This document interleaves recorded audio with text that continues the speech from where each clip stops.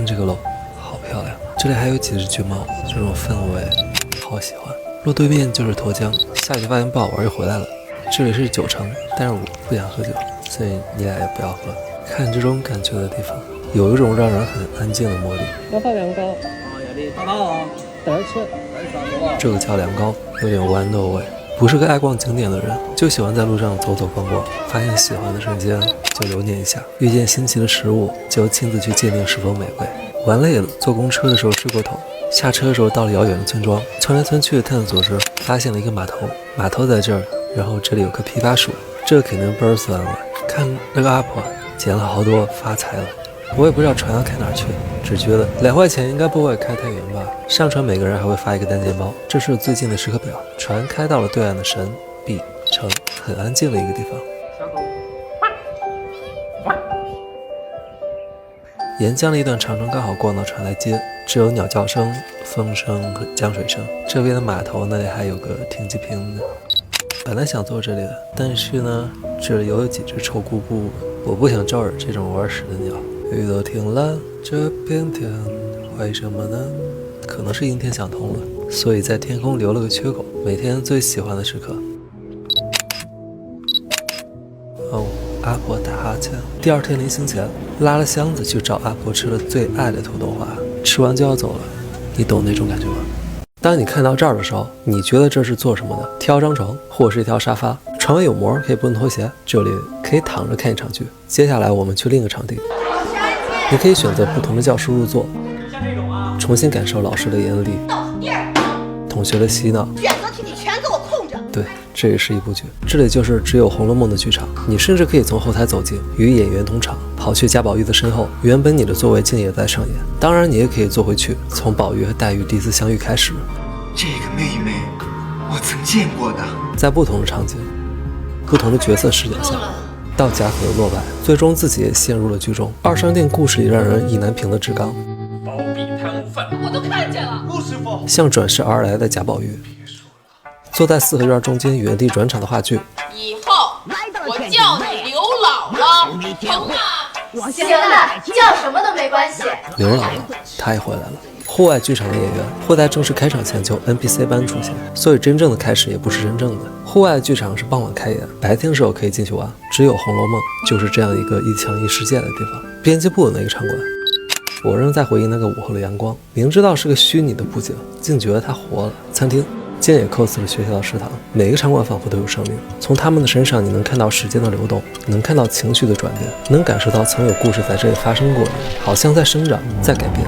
或许只是冥想中悬浮的瞬间，但足够让你认可它活着。在这个特殊的地理位置，再加上大型剧场的航班会在这边的天空发生，当看到它们的时候，会像火箭发射一样冲天。还有很多地图上未标注的隐藏的小巷，如果你找到那条隧道，记得站在远方，在有人为你旋转镜头，就会有一种穿越时空的错觉。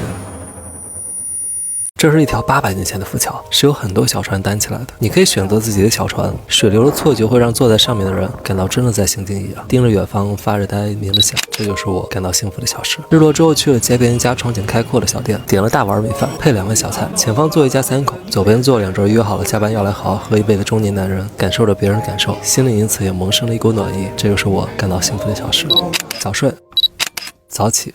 和太阳一起来到新的一天，阳光在晨雾里发生了漫反射，那一刻仿佛一切都多了一点点希望，这就是我感到幸福的小事。早餐店的老板说面才是他们的主打，我就加了1小份。隔壁的烫皮我调了一份失败的蘸料，当老板懂了我的表情，给我重调了一份。走去桥对面百年榕树下的洗衣房，百年修得树理成荫，适合玩手机，在那里交了小狗朋友，但是小狗交朋友是要吃屁股，哎，不可以，这就是我感到幸福的小事。杨仙岭的塔下有个废弃的旋转铁马，时光带走了它，但并没有带走它给人快乐的能力。洗手间的镜子的岁月让它褪色变得梦河，它也没有人再看过。每一层都可以上，每一扇窗门都可以打开。后来爬去了塔后更高的山间，决定了一些事。3月的时候我会回来实验它。生活里的新目标，这也是我感到幸福的小事。这是我今天发现的小缆车，在这个1块钱已经买不到什么东西的年代，却能换来一趟短暂的缆车旅行。这里是云南个旧，上午和2、3点的阳光会在车厢里的台阶冲浪，除了饭点很少有人来，可以安静的在这里吸取能量。我会直导航这里，顺着楼梯上去。营业时间是6点半到10点，上面的站台在这儿，远处的那个塔等一下告诉你，买了票就可以进车厢等着发车。上面站台的阳光拍照会更好看一些。那个塔的登山阶梯都标记了数字，有种发现同频人的窃喜。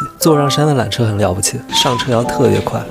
感觉磨蹭1秒就会 GG， 最后终于走到塔下了，但是没进去，因为要6块钱。我觉得也不是非刻不可。还有一种途径是开车可以到塔下，但你最近不一定能开到，因为沿途全部都是樱桃树，都处于最好吃的状态。找一家风景最好的开始采摘，只要10块钱1公斤，这么多你猜多少钱？18。各就的小卷粉和肠粉差不多，但馅儿选择性很多呀，而且这个蘸料很清爽，是薄荷叶调制出的酸甜口味。把绿豆汤里的冰块加一点进去会更提味。还有这里很流行的糖分小肉串，1块1根，是不腻的甜头，配着很浓的炭火味，还有木瓜水。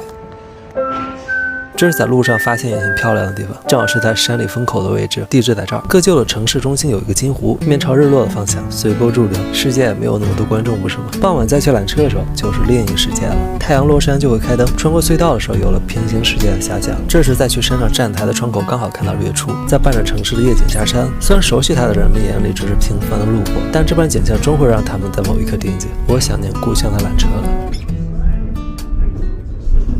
如果你正在考虑买房子，就坐上这趟雪国列车，来这个遥远的城市找一下答案吧。这里的房价1万，20平。这里的城市和乡村没有边界感，在公园走迷失的笑话，在这里也是如此真实。5、6层的住宅，街邻熟悉到可以打招呼。